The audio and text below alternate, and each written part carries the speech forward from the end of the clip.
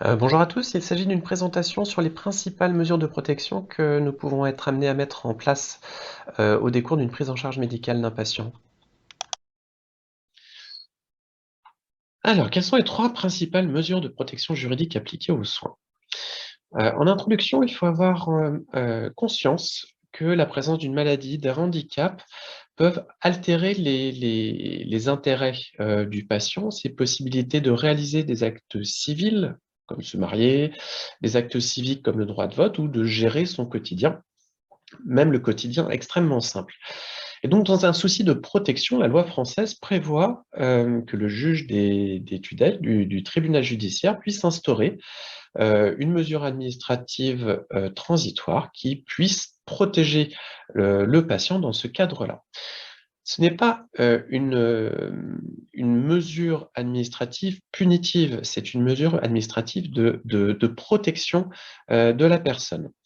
Cette protection, elle doit être la moins contraignante possible et c'est pour ça quand on est amené à faire du soin, on doit avoir hem, quelques notions sur les implications qu'entraînent ces différents modes de protection et si possible, réalisés par la famille pour que ce soit au plus proche des intérêts du patient. Il y a 3 grands types de protection: la sauvegarde de justice, la curatelle et la tutelle.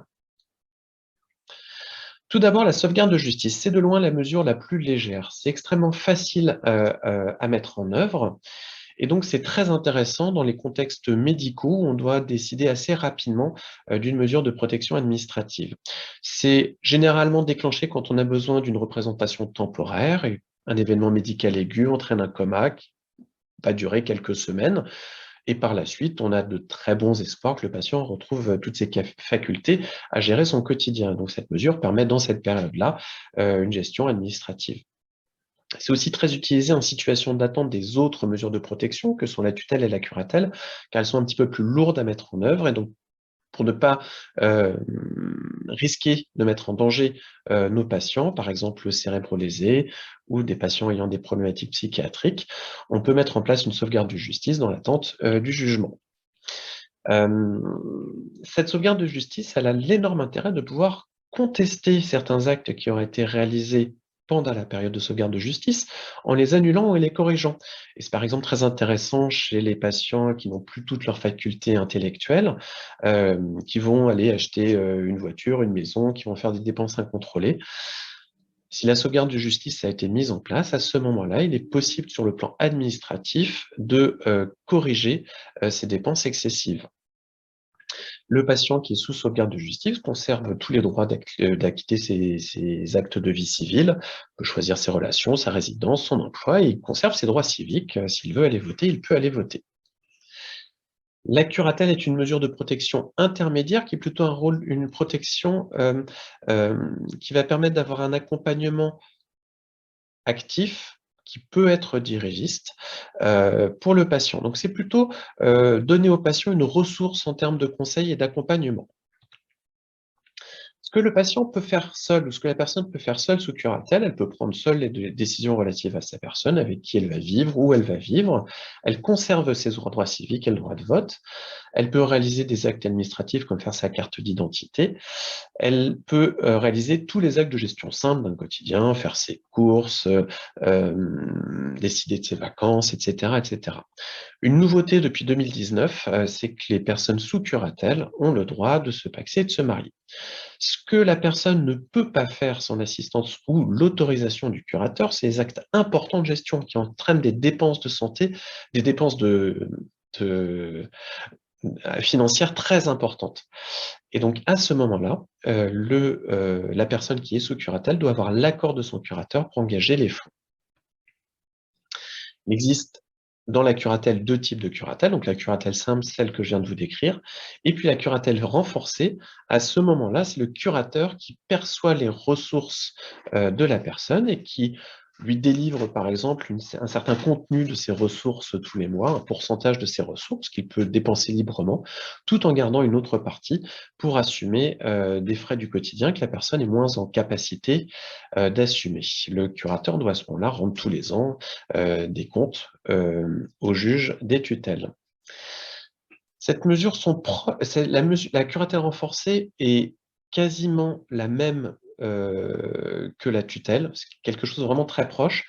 La grande différence entre les deux, entre la curatelle renforcée et la tutelle, c'est que le patient conserve ses droits civiques quand il est sous curatelle, donc il conserve le droit de vote. La tutelle, donc, c'est la mesure la plus lourde, qui doit être réservée aux patients qui sont en incapacité totale de gérer leur quotidien, avec des risques graves de faire des actes irréfléchis qui pourraient mettre en jeu son équilibre financier, son équilibre affectif, etc., etc. Et donc, on met en route des tutelles pour les personnes qui sont particulièrement lourdement handicapées sur le plan intellectuel. La personne sous tutelle, peut choisir seule avec qui elle va avoir des activités de loisirs, avec qui elle va avoir des relations personnelles. Donc, sa vie personnelle n'est pas mise sous tutelle. Ça ne prive pas de l'autorité parentale. Et une fois de plus, depuis 2019, même sous tutelle, on peut se marier ou faire un PACS.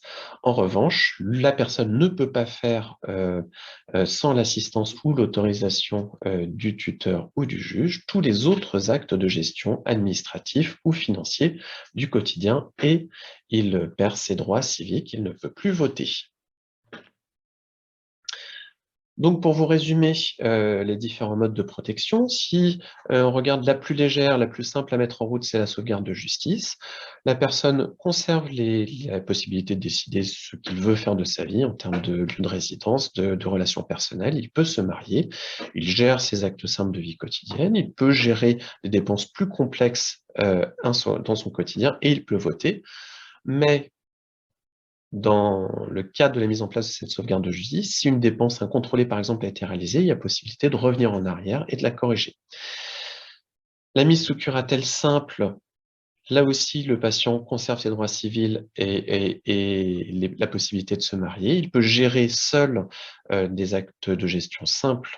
En revanche, pour les actes plus lourds sur le plan financier, il doit demander l'autorisation et il conserve ses droits civiques. La curatelle renforcée, les décisions relatives à ces personnes, dans la mesure où le patient en est capable, peuvent être faites en autonomie.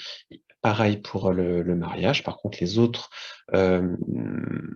actes du quotidien sur le plan financier ne peuvent pas être faits seuls, et le patient garde ses droits civiques. La tutelle, qui est la mesure la plus lourde, où le patient perd la quasi-totalité de faire seul les actes simples et élaborés de vie quotidienne.